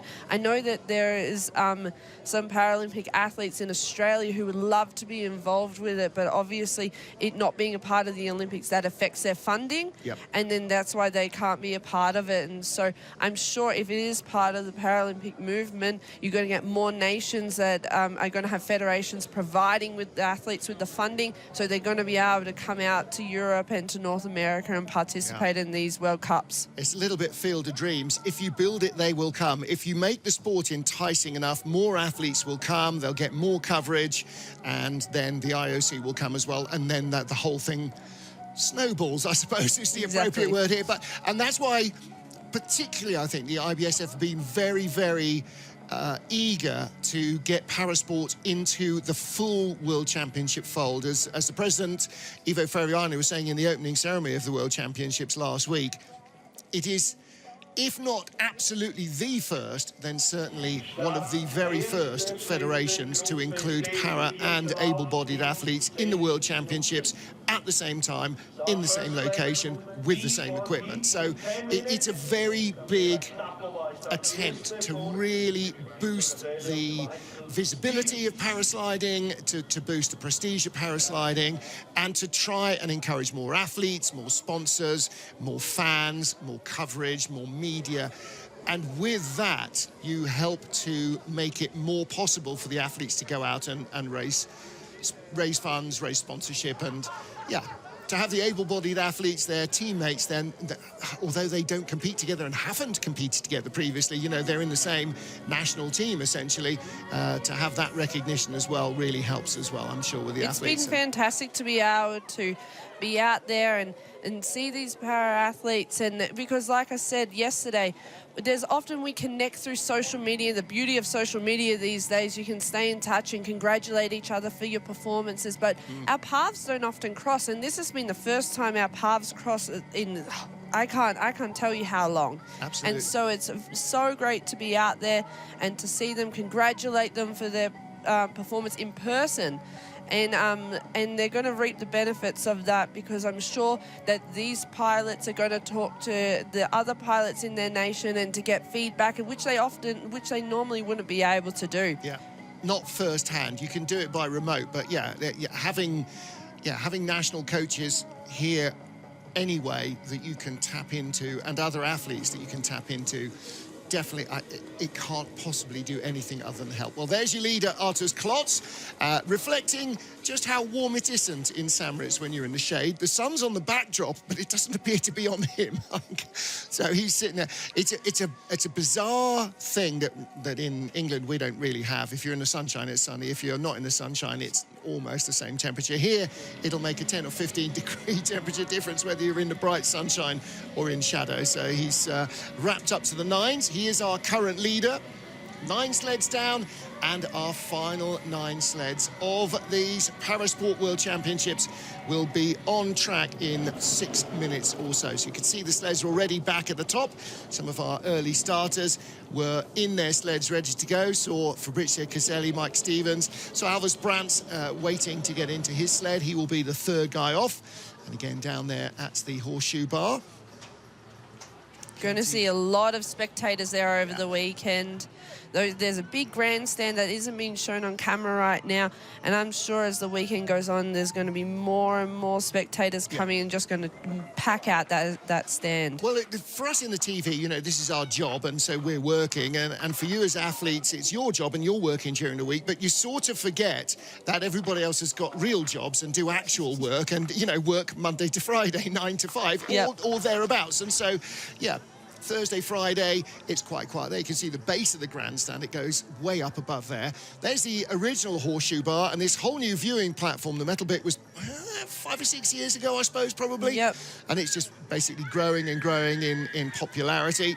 Because that's such an exciting corner to go for spectators to go and see. This track is so beautiful, but it's often it snakes its way through the forest, so spectators can't really go and see the sleds going down. But horseshoe and the bar there is an awesome spot for them to see how fast these sleds are, and there's a lot of action there. There's been a lot of action coming out of horseshoe in training. We had a few crashes, which is uncharacteristic for this track. Normally there's not as many crashes, but this year horseshoes has been a little bit of trouble for some athletes. Yeah. And we've seen a lot of action there. A lot of people have come out a little bit battered and bruised, but hopefully they're going to be able to put that all behind them this weekend and compete with full focus. Just walking out of shot, you saw former Latvian slider Arturs Klots. He's now the head of bobsleigh for the IBSF and the man responsible for overseeing all our races.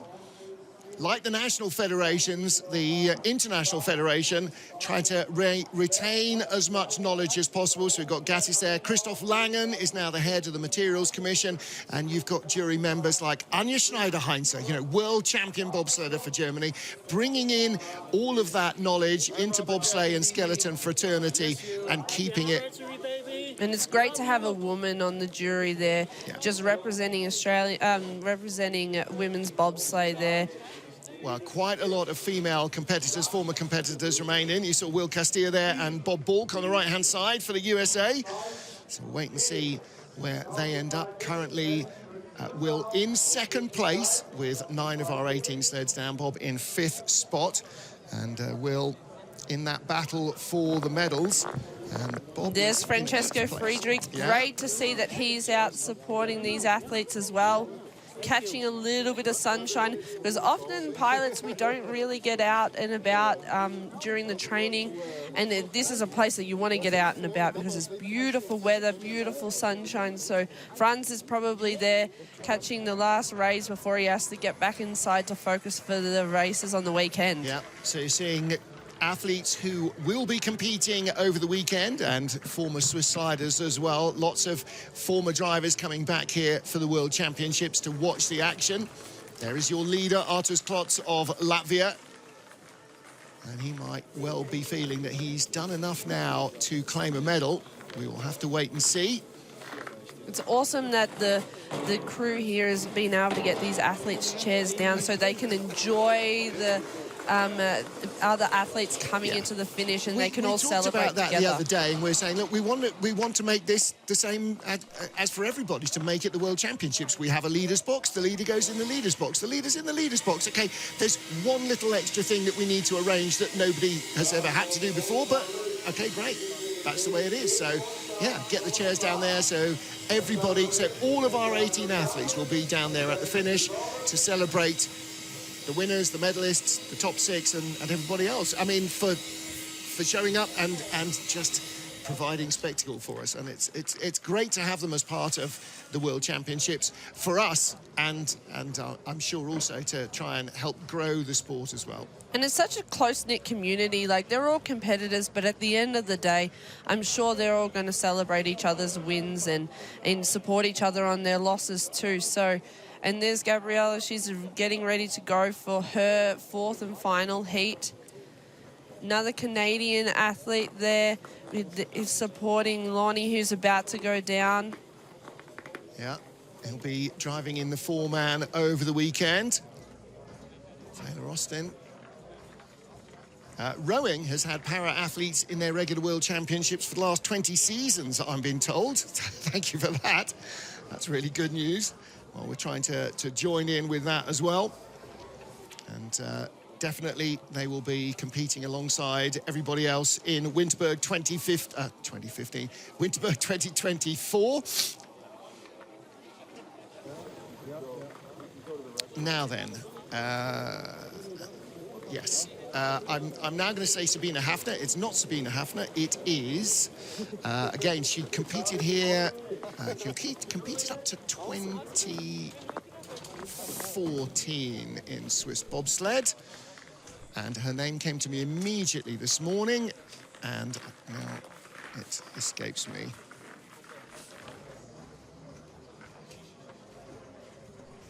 John Morgan would know instantly.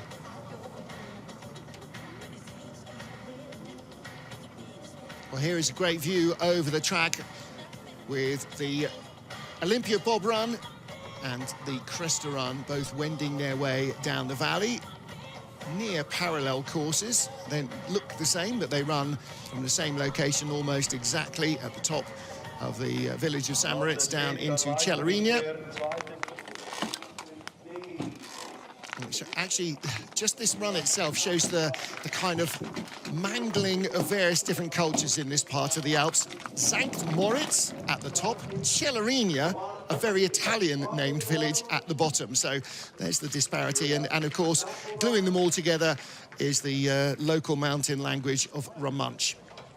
Ready to get our final 9 sleds underway in the Parasport World Championships 2023 here in St-Moritz. And Gabriella Novotna, the only female slider in the competition, will be the first off the final 9 sleds to decide the medals. Our current leader is Arturs Klots of Latvia.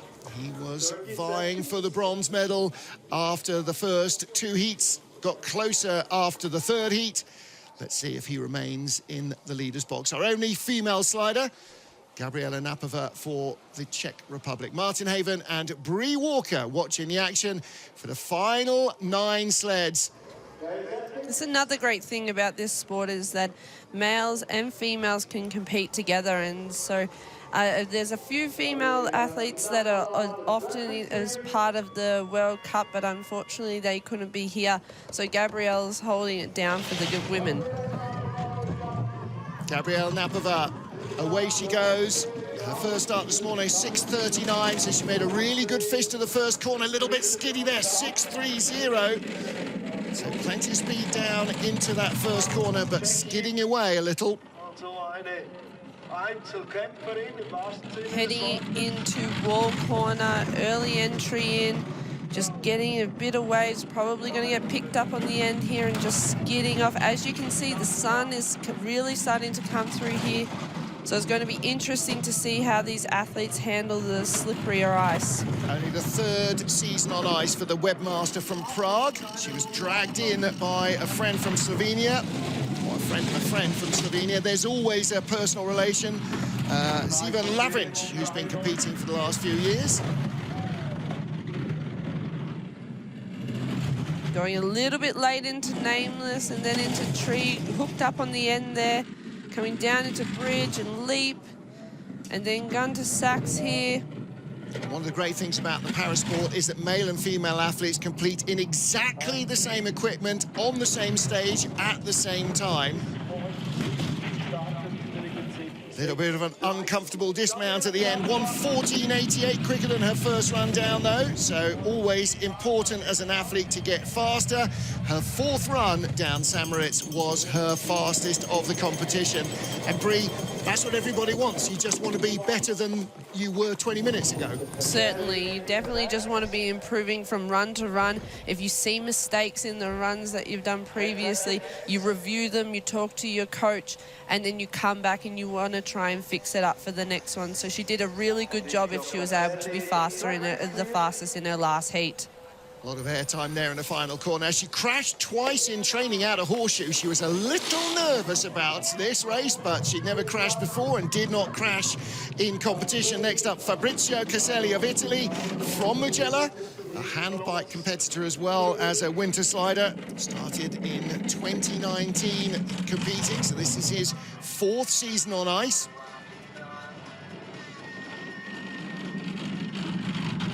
Nice early entry into wall.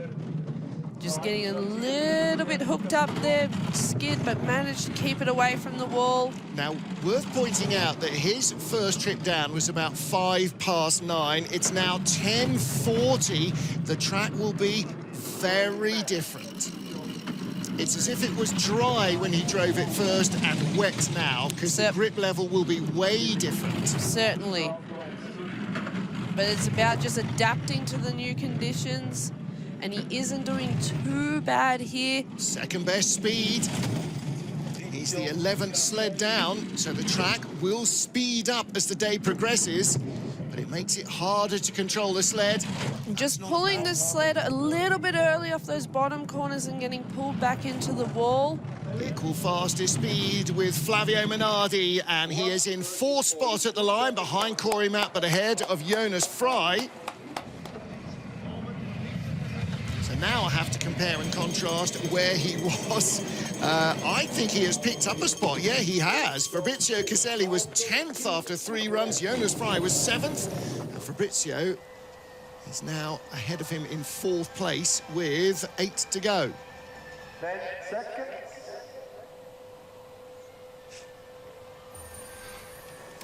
So the man from motorsporting heartland of Mugello has picked up a couple of spots. Next up, South African Michael Stevens.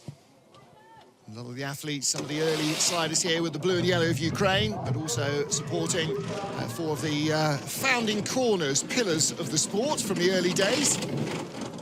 Michael Stevens with a 6:37, but again, he struggled for control, hasn't he, all the way through? Yeah, maybe he hasn't been adapting to these new sleds as much as he would have liked. Not too bad, bit of a wave, see how he manages it. Oh, and much skiddier than the first heat.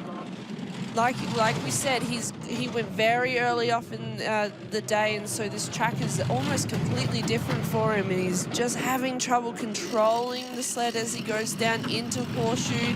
Much better line, medium line coming around Horseshoe. Getting hooked up off on the end there of Shamrock. So is he steering too late or too early? He's steering too early down, and he's getting hooked up on the end there. Tidying up at the bottom, but still a little tap going into the Gunter Sachs curve, and that pitches him sideways. Skid, and he just murders his speed. 10th best speed at the bottom. Not really ideal lines coming into that bottom section. And 11th at the bottom there. 1:14.89, few hundreds quicker than his first trip down, but it looked just as wayward, didn't it? Really struggling to control. Again, worth pointing out that these brand new Ixent-built sleds from Bavaria, these athletes have only competed in them once, and that was last week in Innsbruck. Yeah, just a big skid there coming off, and it's just going to really hurt your velocity.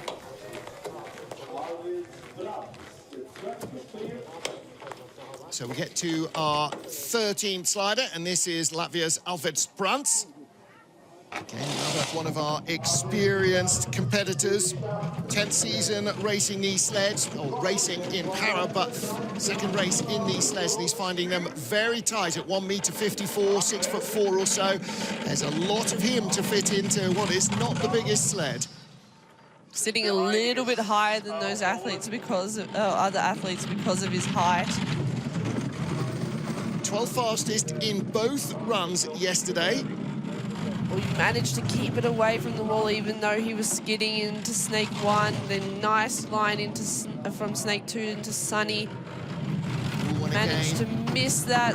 Oh, but he got hooked up on the end there. He was only 16th fastest in the third heat, and it looks like he's having just as much trouble controlling the sled later in. 5th best speed so far. Nice lines here. He's got the sled back under control. 3rd best speed. He's chasing down David Ianovici.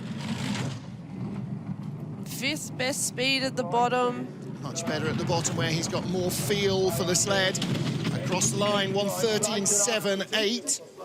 He came down 1:14.43, so that is actually quite a big improvement on his first heat. But like we said, they went quite earlier in the day where the ice was a little bit stickier from the frost, and now it's slicked up a little bit from all the sleds going down. So it probably is going to be quicker, but it was probably a little bit better than his first run. You can see from the body language where he just held his head back. Oh, I think disappointed there with that run. It was quicker. Let's see if it moves him up the order. Safe-ish, that'll do for Lonnie Bissonnette, one of the real veterans of the sport. Recruited by Christina Smith over a decade ago. Great to see that the Canadian boys are back out here supporting Lonnie in his last run here. The most decorated of all parasliders. 2nd fastest velocity from the start. Top 6 runs yesterday in both heats, and he was in medal contention, but this is the first time he's ever driven these sleds. He did not compete in Innsbruck last weekend, so he had 5 runs in training, and this is now his 9th run in total in this sled. So it's a very different beast to what they were used to either in North America or in Europe before. But he is having a great run compared to his other runs. He's really starting to feel the sled, get it under a lot more control. Still slight drifting coming off the corners, but there's not really any tapping. He's really laying down a really great 4th run. 2nd best speed, 3rd best speed. In there swinging with Arturs Klots. He's not going to overhaul the Latvian for a medal. Let's see if he is ahead of Wch Castillo, who was 3rd overnight. 1:30.5, great speed, 81.1 miles an hour, and he is in 2nd place, 6200s back. Really good job. He really worked his way back up the leaderboard here, and to be sitting in 2nd after his first day, he should be really, really happy with that.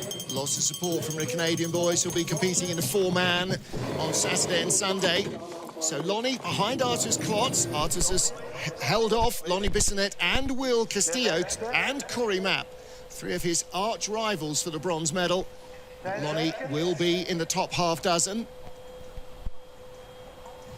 Little bit of a flop off there and a tap, which you want to be trying to really build your speed off, but he did a really good job, and I'm sure he's going to be a lot more comfortable in these sleds next time. One of the real characters of the parasport world is Sebastian Westin from Sweden. Nice work around that first kink. Now, he's been having a bit of a puzzling time, only 13th in our field of 18 sleds after 3 heats. Normally more competitive than that. He was the bronze medalist here behind winner Jonas Frei and silver medalist Lonnie Bissonnette in the Worlds 2 years ago. Bit of a wave through Sunny here, but a nice exit out. He's got the sled going a lot straighter this run. Yep. Probably the straightest we've seen in this heat so far. In fact, probably the straightest in 4 heats. Has a little rattle, though, of Telephone and Shamrock, and that just rips the speed out of the sled.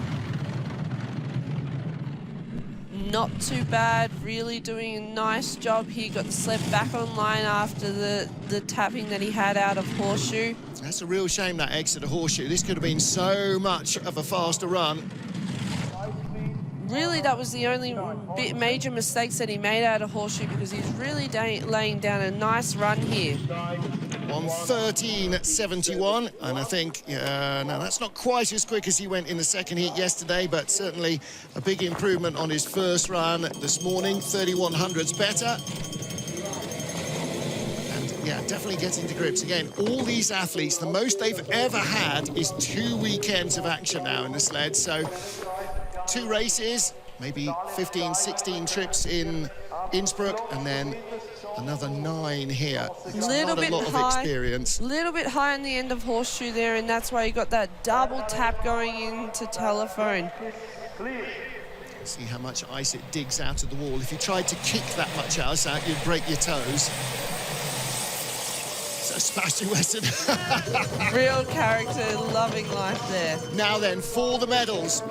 The leader by 1/100th of a second after 3 heats, Austria's Hermann Ellmauer. It is a near dead heat between him and the next man down, Christopher Stewart of Switzerland. Here we go. This run here could decide whether it's going to be gold or silver for Hermann. Crystal Globe winner in 2018, the World Cup champion. He's been sliding since 2017 when he was invited to try it out for a bit of fun. Oh, and he's making a few mistakes here, which he did not do in that first heat. He's got to get the sled back online so he can build a little bit of that speed, but he would have lost a fair bit of speed from the mistakes that he made up the top there. Nice and smooth down the bottom, and that will help his speed build. But it's dropping back. The gap was 5/10 at the top, and it's getting lower and lower. Ooh, 1300s. He was overnight silver medalist. He took the lead in the first heat this morning. Let's see if he can hang on to the lead. It might be close with Arturs Klots. He only had 1300s. He didn't have the best speed. He's managed to just stay in front. Wow. And look, that's so great to see the 4-man team of the Austrians out there. Wolfgang Stampfer there. You can see the whole Austrian team. Markus Treichler and the boys will be competing over the weekend in the 4-man. And a medal guaranteed for Hermann Ellmauer. What colour? We will soon find out. Yeah, 2 minutes. Oh, he was super relaxed after third heat. I was really impressed. He hasn't let that get to him. He's just recovered his composure. Yep, and that's what you need to do. That's what we talked about before. If you're making mistakes at the top of the track, you need to just put it behind you and focus on what's happening.